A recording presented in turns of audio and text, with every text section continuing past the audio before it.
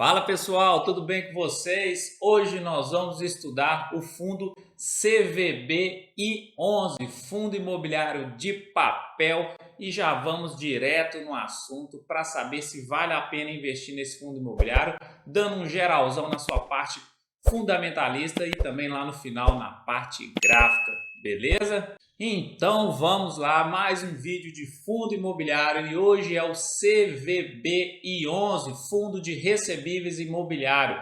E qual seria o seu objetivo? O fundo tem como objetivo a obtenção de renda e ganho de capital através do investimento de no mínimo 2/3 do seu patrimônio líquido diretamente em ativos de renda fixa de natureza imobiliária, especificamente certificados de recebíveis imobiliários, os CRIs, e esses vários outros aqui embaixo aqui, que eu não vou entrar em detalhe, porque a gente vai ver lá na frente na sua carteira que ele investe praticamente em CRIs e em outros fundos imobiliários. O início das suas atividades foi em julho de 2019, então é um fundo relativamente recente. O número de cotas emitidas, ele tem quase 10 milhões de cotas emitidas. O seu gestor é a VBI Real Estate e o seu administrador é a BRL Trust Distribuidora e o seu escriturador também é a BRL. Ele possui uma taxa de administração hoje de 1,08% ao ano sobre o patrimônio líquido do fundo, sendo que 0,9% é repassado ao gestor e não possui taxa de performance. E o número de cotistas hoje é de 48.955 cotistas. E ele tem um patrimônio líquido hoje de 991 milhões. Qual que é o valor da sua cota atualmente? R$ 100,70 e o seu preço sobre valor patrimonial é de 1,01. Então ele está sendo negociado dentro do seu valor ali justinho do patrimônio líquido dele, do valor de mercado. Liquidez média diária, ele tem uma ótima liquidez média diária de 4,1 milhões, sendo negociados todos os dias, e ele também possui um bom dividend yield, que é o que a gente gosta, que é o que a gente busca aqui no canal e é aquilo que o investidor em geral busca, trazer retornos, trazer os seus dividendos aí para o bolso. Então hoje ele está pagando 13,51% de dividend yield. E na parte da sua valorização ele teve uma desvalorização de 0,90%, menos de 1%, ao longo dos últimos 12 meses, e no mês atual ele teve uma valorização de 1,61%. Então está mais ou menos no 0 a 0 ali nos últimos 12 meses.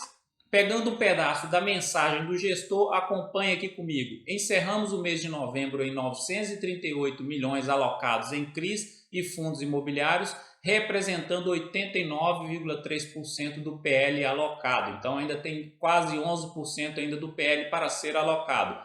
Durante o mês de novembro não houve movimentação na carteira de CRI. Dia 30/11, 79,3% do PL do fundo estava alocado em CRI, com uma rentabilidade média ponderada de 14,3% ao ano, prazo médio de 4,5 anos e spread médio de 2,6% ao ano. No mês, todos os CRIs da carteira pagaram conforme seus respectivos cronogramas de amortização, e o fundo não conta com qualquer histórico de inadimplência. Isso é muito bom. Adicionalmente, o fundo possui 12 fundos imobiliários de CRIs, resultando numa exposição de 9,9% do PL em fundos imobiliários. Aqui embaixo a gente percebe o histórico de dividendos versus a curva de alocação. Então, lá em dezembro de 2020, vamos pegar um exemplo, ele tinha lá 99% do seu PL alocado em CRIs e fundos imobiliários. E ele teve uma rentabilidade de R$ 1,95 por cota. Já hoje em dia, aqui em novembro de 2021, ele está com 89% do seu PL alocado, depois da sexta emissão que ele fez, e pagou R$ 1,12, R$ 1,12, na verdade, por cota. Então, a gente percebe que normalmente, grosseiramente falando, quanto maior, né, a alocação, quanto mais tiver alocado o seu patrimônio, maior seria a rentabilidade, mas o gestor vai gerenciando a carteira aí para aproveitar os momentos, as oportunidades do mercado. E atualmente ele está aí com R$ 1,12. E aqui embaixo a gente percebe que lá em dezembro do ano passado ele pagou 22,3% de dividend yield e hoje está na casa dos 13,7%, e a gente percebe que no ano todo ele pagou praticamente acima dos 10%, e ele é um bom pagador de dividendos. Olhando a sua liquidez média diária, ele tem um volume diário muito bom, de 4 milhões mais ou menos todos os dias sendo negociados, mas o mais importante aqui dessa tela que eu trouxe aqui seria o número de cotistas e a evolução. Olha só, dezembro de 2020, esse fundo tinha 8,4 mil cotistas e hoje ele já está com 49 mil cotistas. Se você olhar todos os estudos que a gente faz aqui, e quando eu trago o número de cotistas e a evolução do número, a gente percebe que os fundos imobiliários vêm ganhando adeptos porque, querendo ou não, é uma renda variável mais segura em relação às ações, tem uma menor volatilidade no longo prazo e também entrega bons retornos aí em relação à distribuição de dividendos. Então, as pessoas que são um pouco mais conservadoras estão aplicando boa parte do dinheiro nesse tipo de ativo.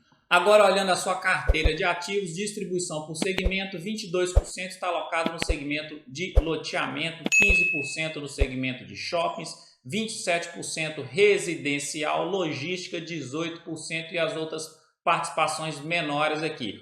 Do lado, distribuição geográfica, então é um fundo imobiliário que está bem distribuído geograficamente, se você olhar aqui em estados, mas a sua maior concentração está no estado de São Paulo com 46,2% do seu patrimônio líquido.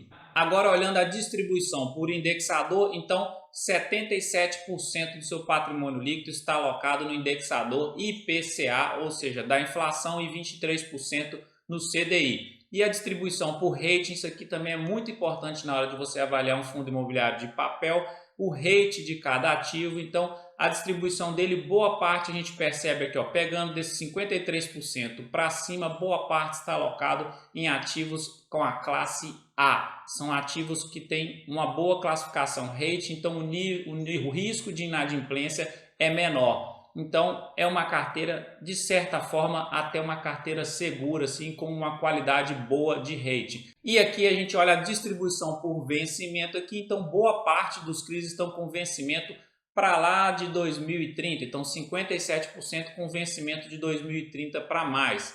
Detalhando um pouco mais dos seus ativos, eu achei muito bom da parte da gestora. Quanto mais o relatório for transparente para a gente, mais a gente entende que a gestora tem um compromisso com os cotistas, que ela quer mostrar transparência, e isso aí é muito bom. E eu gostei o que foi a primeira vez que eu acho que eu peguei um relatório e eu vi que distribuiu por segmento ali, ó, segmento logístico. Eu trouxe os CRIs do segmento logístico hoje para a gente, aí tem residencial, loteamento e por aí vai. Então isso aí é bom, é ponto positivo para a gestora, e hoje ele tem 34 CRIs na sua carteira, então é um fundo imobiliário bem diversificado também em quantidade de ativos.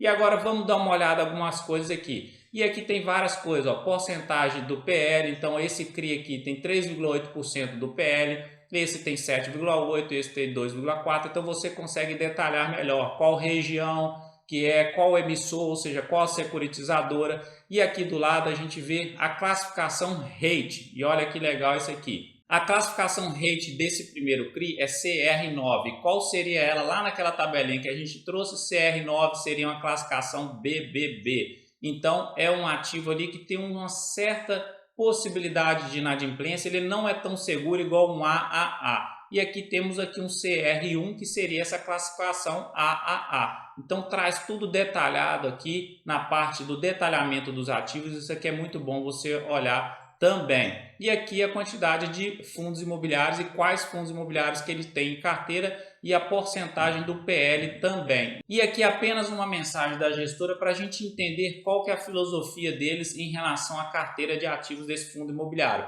Eles querem então buscar uma diversificação por segmento, reduzindo os riscos setoriais, muito bom, um máximo de 10% do PL do fundo por ativo imobiliário. Eu sempre gosto de falar isso aqui para não ter uma concentração em relação a um ativo só, porque se der um problema naquele ativo, afeta muito a receita do fundo. Então parabéns para ela aqui, porque ela pensa assim também, máximo de 10% do fundo por ativo imobiliário. Máximo de 25% do PL do fundo para ativos subordinados e até 25% do PL do fundo alocado em uma única região metropolitana, baixo risco na composição do portfólio, porque o rate mínimo para investimento é o CR9, então é uma carteira de certa forma segura, tá bom? E eu gostei também da gestora mostrar essa transparência aqui do que eles buscam, qual que é a estratégia de investimento deles.